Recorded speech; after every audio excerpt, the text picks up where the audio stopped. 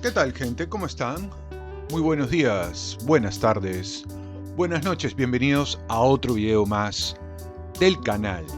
Hoy vamos a conversar sobre un tema muy específico, que tiene que ver con literatura, obviamente, y que tiene que ver con el libro que estoy leyendo por estos días, que no he terminado de leer, que estoy leyendo, pero cuya historia me parece interesante que les pueda ir compartiendo sin darles spoilers, porque no es la idea darles spoilers, pero sí un panorama general.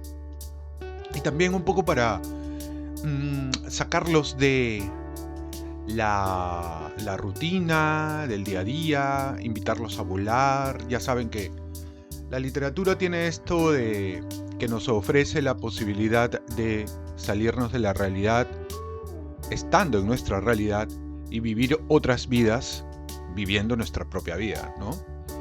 Retroceder en el tiempo, adelantarnos en el tiempo, vivir momentos distópicos, ucrónicos, etc. Eso es lo que tiene de bonito la literatura, que podemos por un momento, por un instante, interactuar además con el autor. Otra de las cosas bonitas que tiene la literatura, y que siempre lo digo, es que es una manera de conversar con el autor. Es un diálogo con el autor. No importa de qué tiempo sea el autor, no importa si ha vivido hace 100 años, si ha vivido hace 1500 años, si es contemporáneo, si es de nuestro país o nuestra localidad o de otro lugar. Es una manera de hacernos amigos y de alguna forma enamorarnos en algunos casos también de los personajes. Les decía, estoy leyendo Hemingway y yo les he mencionado a Hemingway en algunas oportunidades, dado que me gusta su estilo literario. A diferencia, por ejemplo, de autores como Mario Vargas Llosa, Hemingway tiene un estilo de redacción bastante más directo, descriptivo, periodístico desde ese punto de vista. Ya saben que cuando ustedes leen una noticia en el periódico, la noticia tiene que ser lo más pulcra, directa y, si se puede, objetiva posible, a menos que sea una opinión. De eso se trata el periodismo. Entonces, Hemingway recoge mucho de su experiencia en prensa para poder aplicarla a su literatura, que su literatura es bastante rápida, bastante fácil de leer, bastante fluida. No divaga, no hace abstracciones, no se detiene en algo intangible, en una subjetividad muy amplia de parte de alguno de sus personajes. No hace eso, no utiliza lo que Mario Vargas Llosa utiliza, que es esto de la mirada telescópica, ¿no? En donde uno de sus personajes puede entrar en una introspección mientras está en un diálogo, y en esa introspección puede recordar momentos, y en ese recuerdo puede entrar en unos diálogos, y esos diálogos se entreveran con el presente. No, eso no existe con Hemingway, por lo menos hasta donde yo lo voy leyendo. Eso lo hace bastante interesante. Entonces, El viejo y el mar es una obra, como les digo, que se publica por primera vez en 1952. Y la reacción de la gente fue buena, no fue mala. El personaje principal se llama Santiago. Santiago es un pescador ya bastante mayor, al borde del retiro, y que ha tenido durante 80 días aproximadamente muy mala suerte en su pesca. En este punto nosotros estamos ubicados en Cuba. Año 1952 aproximadamente. Tiene 84 días en donde no ha podido pescar absolutamente nada. Y sin embargo, toma la decisión en un momento dado de romper esa racha. Él quiere dejar atrás ese mal momento y adentrarse en la mar para demostrarle al resto de sus compañeros de pesca, al resto de los conocidos que tenía en su pueblo y para demostrarse a sí mismo que todavía estaba en toda la competencia para poder ejercer el oficio que había desarrollado durante tantos y tantos años. Entonces era como una suerte de duelo personal. Él se quería probar a sí mismo que aún podía lograr ese tipo de retos. Por tanto, acá hay una primera variable que tendríamos que analizar de parte de nuestro pescador, Santiago, que es la determinación. La determinación de probarse a sí mismo a pesar de la edad. Hay también otro elemento que está muy implícito, tácito en lo que yo les estoy comentando, que es el tema de la dignidad. El quererse mantener todavía en la palestra del oficio ante la adversidad. Y la adversidad puede ser de dos tipos. La adversidad puede ser intrínseca, es decir, cómo nuestras facultades, tanto físicas como mentales, como espirituales, pueden ir menguando, se pueden ir debilitando, como la adversidad del entorno. Qué sé yo, de repente el mar es muy bravío, de repente el clima no es el más apto para la pesca, de repente hay una escasez de recursos hidrobiológicos. O sea, hay tantas cosas que pueden ocurrir en términos externos en un lugar como ese, pero eso también lo podríamos extrapolar en nuestra propia vida. Como nosotros, por ejemplo, nos enfrentamos a retos en donde hay variables que no podemos gestionar, que son independientes, que no las podemos manejar. Simplemente podemos tratar de gestionarlas, pero no podemos evitarlas, tenemos que enfrentarlas. Y bueno, y lo otro es esta lucha que tiene y que va a enfrentar Santiago con la naturaleza, con lo profundo. Porque muy iniciando el libro, Santiago, quien tiene un ayudante, además es un ayudante joven, muy jovencito él, Santiago medita sobre la posibilidad, o sea, él quiere probarse en el mar. Pero una vez que ya está dentro del mar, va a empezar a notar que los elementos, el mar, la marea, los animales del mar, las especies que hay en el mar, no solamente dentro del mar, sino también las aves, el mismo calor, todo eso influye y todo eso lo va presionando. Acá tienes que ver que hay tres elementos digamos, que tienes que tomar en cuenta, ¿no? Que son, digamos, los detonantes de todo esto. La racha de mala suerte que tiene Santiago en la pesca, que son 84 días, prácticamente 3 meses en donde no tiene nada, y de hecho los compañeros que tiene en el pueblo ya lo han tachado de salado, o sea, como que es alguien que ya no tiene posibilidades de ser exitoso o medianamente hábil en lo que está haciendo, precisamente porque ya es viejo.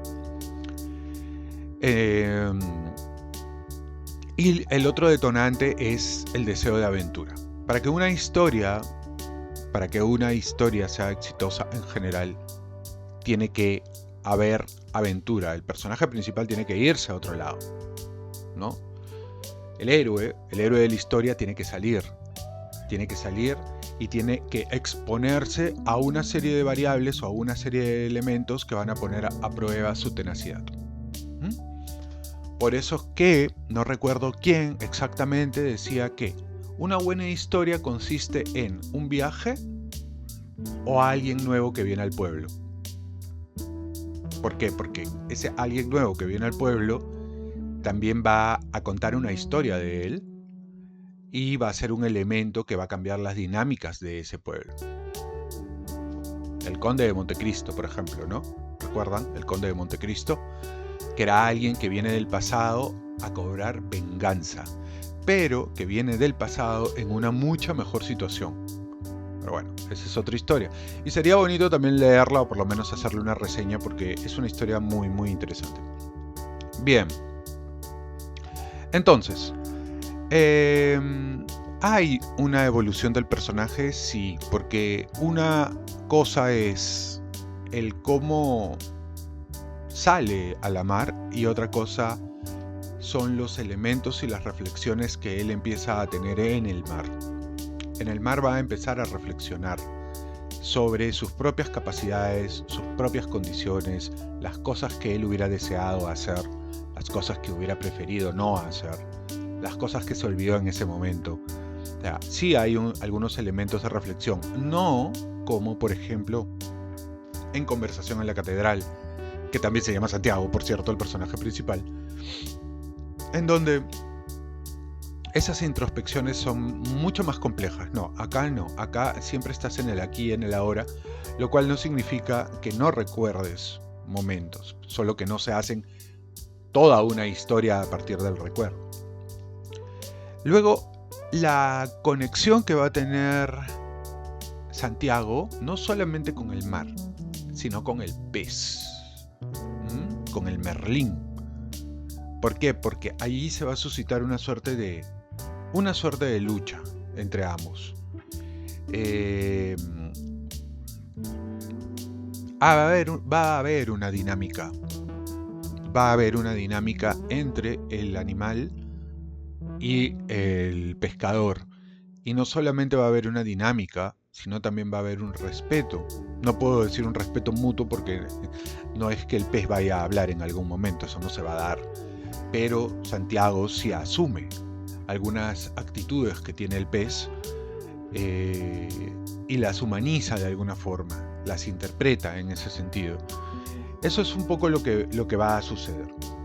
Yo creo de que esta obra, este libro, que no es un libro muy amplio, es chiquito, es corto. Este libro es ideal, sobre todo para la gente que recién está empezando un poco en la lectura y además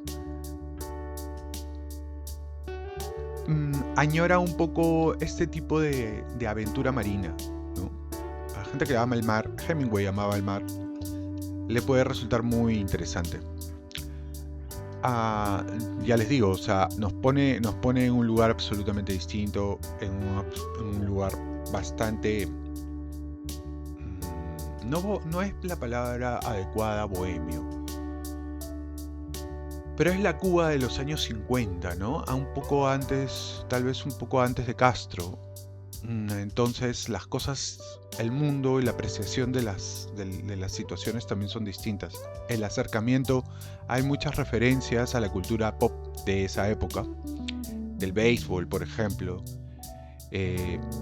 Constantemente Santiago habla de Joe DiMaggio, ¿no? El beisbolista, que si no me equivoco fue esposo de Marilyn Monroe. Y lo evoca, digamos, porque añora los partidos de béisbol y se pregunta cuando está en alta mar, en medio de la noche, cómo estarían los resultados de los juegos, de los partidos de béisbol. Y al mismo tiempo el escritor, o sea, Hemingway, nos pinta cómo sería más o menos el panorama nocturno, ¿no? O sea, ponte en la posición de estar en tu lancha, en tu embarcación, en medio de la noche, en el mar tropical entre Cuba y Miami, el cielo estrellado, los organismos fosforescentes que hay también en el mar y que lo describe.